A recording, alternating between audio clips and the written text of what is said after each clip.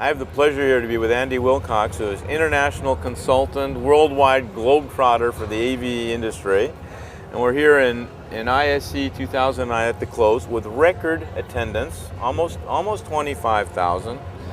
And I think what I'd like to do, Andy, if you would, is to give us a little bit of insight how the CES went, what you thought of the show here, and then we'll go a little bit globetrotting around with you to all the countries that you've visited over the last couple of months, and give us a look at how the economy is doing there. How's that?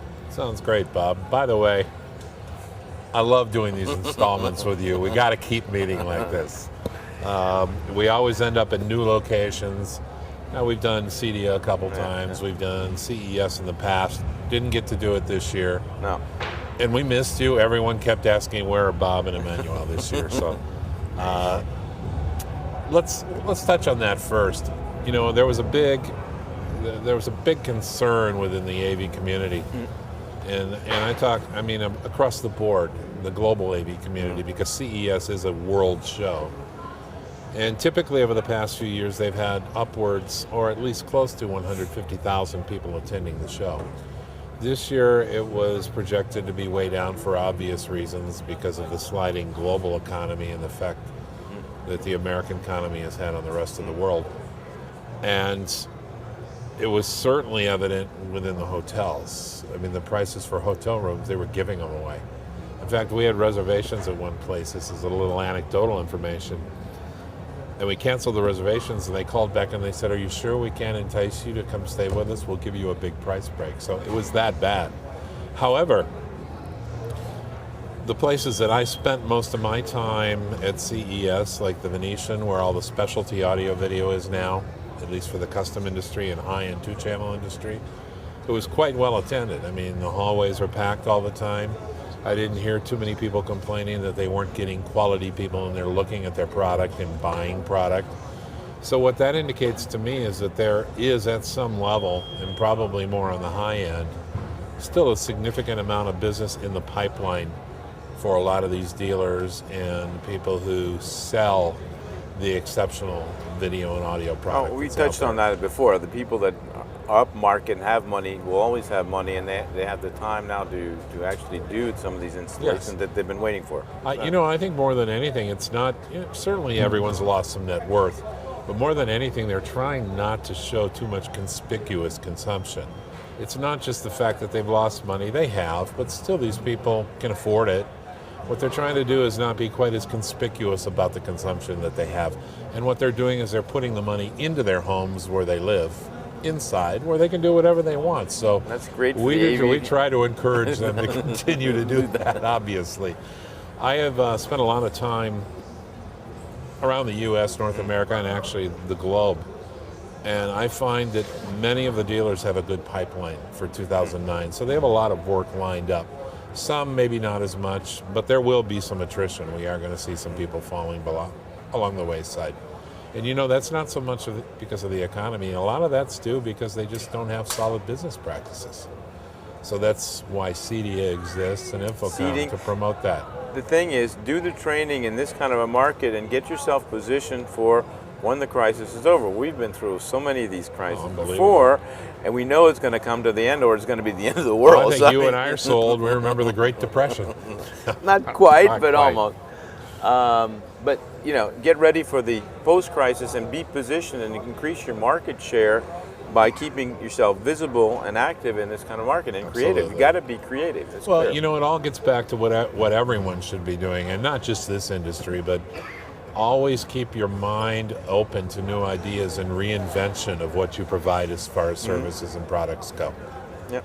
Let's touch on some of the other countries you've been visiting. You've been a little bit in the Middle East as well. Let's take a look at that. There's been a dramatic downturn of activity in Dubai, especially lately, because I think at some level it was headed toward an overbuild, too much investment, too many units, and now a lot of the cranes are stopped. I don't think projects are canceled as much as they're put on hold because everyone's kind of just feeling it out. What's the economy going to be like in 6 months or at the end of 2009? But Abu Dhabi, on the other hand, which is just 80 miles to the northwest of Dubai, is still quite engaged with construction and their 20-year plan to actually do about $1 trillion worth of development and become a force in the Middle East as well. Then even further up the Gulf, you've got, or up the Arabian Sea, you've got Qatar, which is also doing quite well still. So there are pockets in the Middle East that are still thriving, and I think they'll continue to as long as there's oil, I guess. Give us some insight on how you see the development as we go further towards in India. Some statistics we were seeing that people said they're going to be like a 30% growth in the AV industry. 97% of the TV screens last year were the old CRT screens, and the flat screens will be 50%. There's a huge growth potential. It's been tempered a little bit with the new statistics in the last couple of months, but right. Maybe you can give us some insight into that market. Well, you know, there's proportionate growth. India is thriving. There's still a significant number of poor, Sure. but it's one of those two-class systems where there's nothing in between. There's people with phenomenal amounts of money there, and I think growth of the AV industry is more based on awareness and the fact that the marketplace is maturing. There's more demand for these services, and the opportunities are certainly there. I know a lot of people that are working there. Now lately, I mean over the past few months since the activity they had in Mumbai, people are a little bit nervous about it, but it'll get back cruising down the pathway towards advancement. Okay. Well, let's see how this sort of pans out. What do you think it's going to, we're in for perhaps 9, 12 months more? It's difficult to say. I'd be crazy to speculate on it. I don't know, because I think there's still But the U.S. economy will pull us all out of this if well, the Obama U.S. gets economy is still by far the biggest in the globe by over $10 trillion. Yeah. But it's hurting. The car industry is hurting in the U.S. It's really hard to say. I hope that with the change of leadership, it makes a difference. I think the world's behind it. They're all standing by to see what he does. Yeah.